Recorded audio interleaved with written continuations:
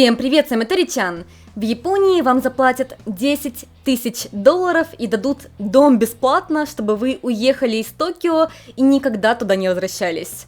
Можно я приеду в Токио, возьму $10 000, можно даже без дома, и уеду назад? Подумал кто-то. Нет, так это не работает, но это работает для многих японцев и иностранцев, кто живет в Токио. Как я ранее уже рассказывала, в Японии сейчас старение и вымирание нации. Японцы стареют, молодые и маленькие японцы не рождаются, все меньше работоспособного населения, поэтому японское население постепенно сокращается. Но при этом население в крупных городах растет. Японцы съезжаются из небольших деревушек и городов в более крупные города, как Токио, Осака, Киото, Фукуока и так далее.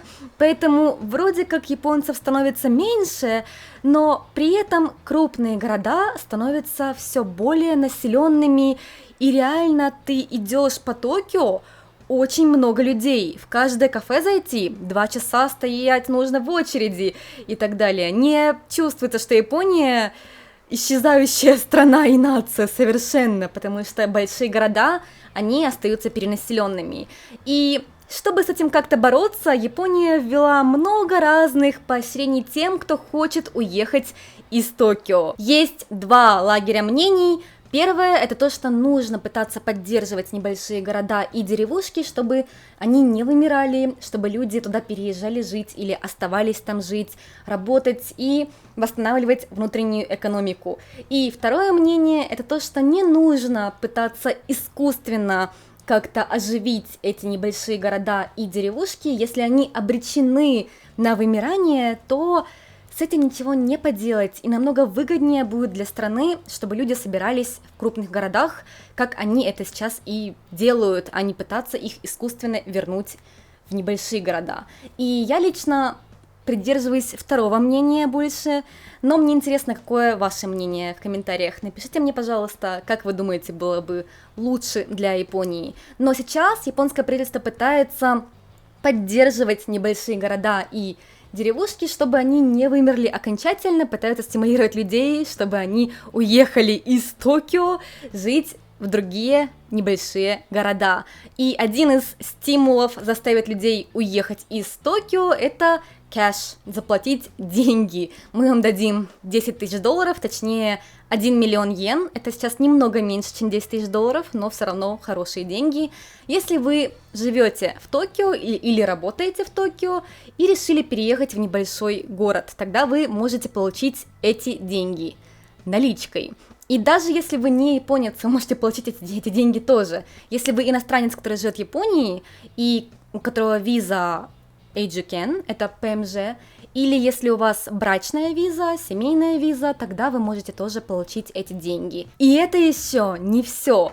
Почти у каждой префектуры Японии и у многих городов есть какие-то поощрения для тех, кто переехал туда из Токио или близлежащих префектур Сайтама, Чиба, Канагава. И чем стремительнее уменьшается население этого города, тем больше плюшки от города вы получаете. Расскажу вам подробнее. Допустим, префектура Кумамото, город под названием Мачи.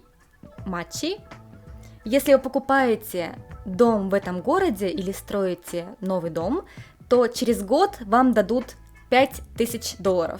Через 3 года еще $5 000.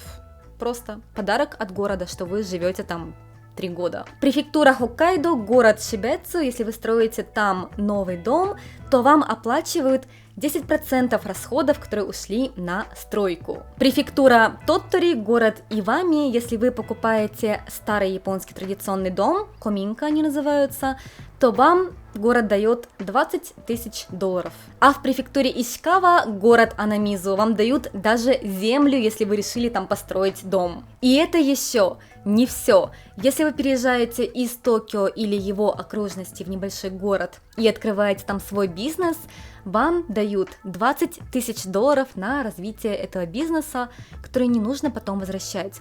Поэтому в сумме, если вы переезжаете из Токио в небольшой город и открываете там бизнес, вы можете платить в районе $30 000. Также, если вы покупаете в Японии традиционный старинный японский дом коминка, то вам в любом городе, почти как в маленьком, так и в крупном, дают денежную поддержку на ремонт этого дома. Японские традиционные дома очень красивые, конечно, но без ремонта в них жить невозможно. Они очень холодные, не сейсмоустойчивые, а хороший ремонт будет стоить в районе 100-200 тысяч долларов, поэтому поддержка денежная от городов, она покрывает в районе 1/3 всей стоимости, что тоже очень даже здорово. Кроме того, я уже рассказывала в видео о родах в Японии, что в Японии очень дорого заводить детей, здесь все платное, роды платные. Да, есть небольшая помощь денежная от государства, но она не покрывает полностью все роды. Ясли платные. Детские садики платные, школы платные, еда в школах платная, университеты платные, медицина платная. То есть ребенка в Японии воспитать это очень затратно, поэтому я даже не удивляюсь, почему в Японии низкая рождаемость. И многие маленькие города, где еще хуже с этой проблемой низкорождаемости и старением нации, начали вводить разные плюшки для молодых семей. Поэтому, допустим, есть город Акаши-Си, который находится в префектуре Хёго, и он невероятно популярный последние несколько лет среди молодого поколения Японии. Просто люди туда переезжают заводить детей, потому что они знают, что в этом городе очень хорошая поддержка молодых семей. Там бесплатно присылают целый год памперсы, что уже здорово. Там до 18 лет у детей бесплатное медицинское обслуживание, что тоже очень даже многого стоит, до 18 лет. В других префектурах, городах такого нет. И, конечно же, бесплатные дома. Думаю, некоторые могли слышать, что в Японии можно получить дом бесплатно. Это не миф, это правда. В Японии действительно можно получить дом абсолютно бесплатно. И причина тому — старение нации. Многие маленькие города и деревушки вымирают, и там остаются только пустые, никому не нужные дома. И даже если у человека, который жил в этой деревне, в домике, есть дети, часто эти дети живут в крупных городах, как Токио или Осака, и им не нужен этот старый дом. Но даже если ты не живешь в доме, который ты унаследовал, ты должен платить налог за недвижимость. В Японии есть налог на недвижимость и градостроительный налог, и это где-то $1500 в год выходит, что не так уж и много, но если ты не живешь в этом доме и тебе он не нужен, то хочется от него поскорее избавиться, конечно же, многим японцам. К сожалению, это не так легко сделать, потому что японцы не хотят жить в деревне где-то в горах, и поэтому никто такие дома особо и не хочет покупать. Поэтому единственный способ японцев избавиться от этой тяжести налогов ежегодных — это отдать кому-то этот дом бесплатно, чтобы люди, которым нужен этот дом, платили за него налоги. Поэтому да, вы можете получить в Японии дом бесплатно, именно сам дом, но налоги за дом, за недвижимость вам нужно будет каждый год платить, что не так уж и плохо, жилье бесплатно, хотя, конечно же, есть и свои минусы. Как я сказала ранее, ремонт нужен, чтобы жить комфортно в японском старом доме, что стоит довольно дорого даже с денежной поддержкой от города. Также такие дома часто находятся очень где-то далеко от крупных городов. В горах 4 часа на машине нужно ехать до этого домика, никакого поезда нет. Поэтому они особо и не популярны, и никто их не купил. Поэтому они стоят 0 йен. И третье — это то, что, к сожалению, недвижимость в Японии не дает никакой привилегии иностранцам. Это никак не поможет вам сделать визу в Японии. Вам нужно иметь какую-то визу, и только тогда вы сможете жить в доме, который вы купили. Купить дом можно даже туристам, но при этом жить вы там не сможете без какой-то визы. Поэтому да, наличие недвижимости, к сожалению, не дает вам какой-то статус резидента в Японии. Какие дома в Японии можно получить бесплатно? Давайте посмотрим. Есть целые сайты, где подборки бесплатных домов по всей Японии. Допустим, есть вот такой вот домик, который находится в Нагасаки, думаю, многие знают город. Вот такой вот домик, 5 комнат, двухэтажный. Даже написано, недалеко есть остановка автобусная. И да, еще одна вещь, которую я забыла сказать. Часто такие дома — это заброшенные дома, поэтому в них очень много мусора, вот как в этом доме. Просто все как было, так и оставляют. Поэтому вам нужно как-то этот мусор потом самим выбрасывать или нанимать людей, что тоже, конечно, деньги. Но да, это радости бесплатного дома в Японии. Не говоря уже о состоянии дома. Дырки в крышах, стены почему-то все такое убитое. Вот такой домик, 3 комнаты, 66 квадратных метров. Находится в префектуре Ивате. Тут уже меньше мусора, к счастью. Даже, мне кажется, в таком можно было бы жить. Туалет новый, ничего себе. Но, да, ближайшая остановка автобусная в километре.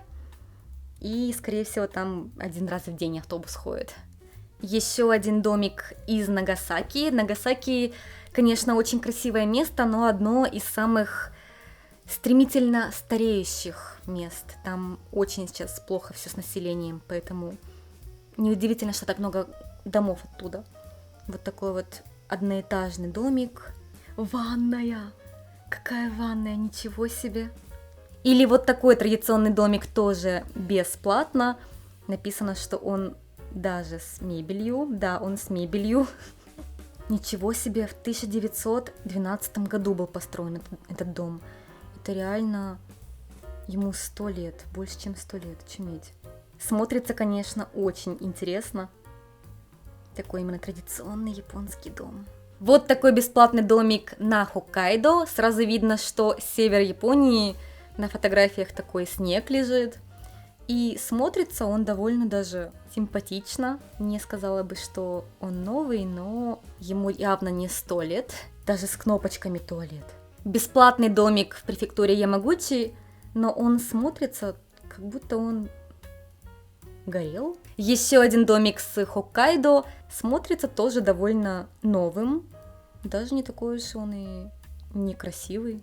8-комнатный домик в префектуре Ниигата.